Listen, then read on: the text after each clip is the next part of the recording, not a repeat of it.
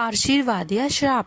स्वर्ग में भ्रमण कर रहे नारद जी ये देखकर बड़े हैरान थे कि धरती पर वह लोग तो बहुत खुश हैं जो धन के पीछे भागते हैं, और वे लोग बड़े दुखी हैं जो भगवान की भक्ति करते हैं।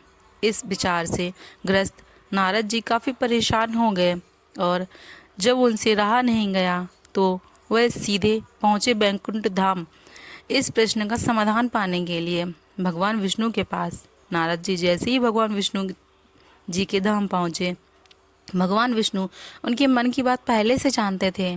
भगवान विष्णु ने नारद से कहा, चलो धरती लोक पर चलते हैं और आपके प्रश्न का समाधान पाते हैं। दोनों साधु का वेश धारण कर धरती लोक पर पहुँचे। वह दोनों सबसे पहले एक बड़े व्यापारी के द्वार पर भिक्षा मांगने के लिए गए। उन दोनों को अपने द्वार पर देखकर व्यापारी बड़ा गुस्सा हुआ, उन्हें भला बुरा कहा और फिर बिना कुछ दिए उनको वहां से जाने के लिए कहा। जाते जाते साधु के रूप में भगवान विष्णु ने उसे आशीर्वाद दिया कि तुम्हें और भी ज़्यादा धन मिले। नारद जी को यह देखकर बड़ा आश्चर्य हुआ, लेकिन वह कुछ नहीं बोले और भगवान विष्णु के साथ चलते रहे। थोड़ी देर बाद वह एक बूढ़ी माँ की कुटिया पर पहुँचे। वह गरीब बूढ़ी एक छोटी सी कुटिया में रहती थी। उसके यहाँ जाकर जब दोनों साधुओं ने भिक्षा मांगी तो बूढ़ी माँ बोली, मेरे पास तो आप लोगों को देने के लिए ज़्यादा कुछ नहीं है, लेकिन हाँ मेरे पास एक गाय है जो दूध देती है।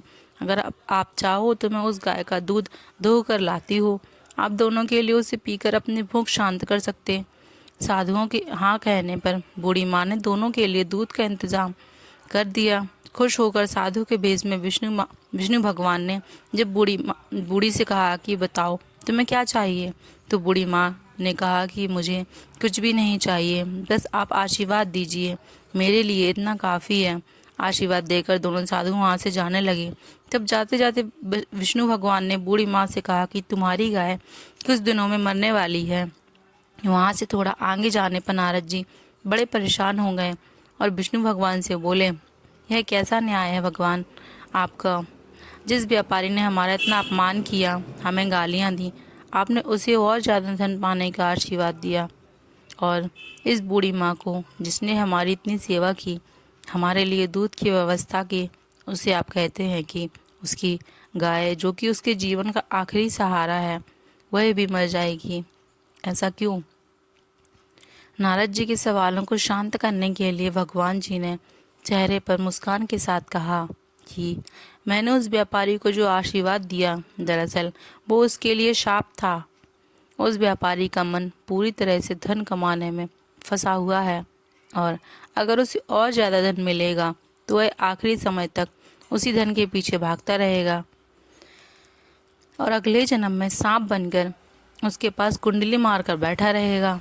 और वही रही उस बूढ़ी माँ की बात, तो कुछ बूढ़ी माँ का पूरा ध्यान अच्छे अच्छे कर्मों में और भगवान भक्ति में था।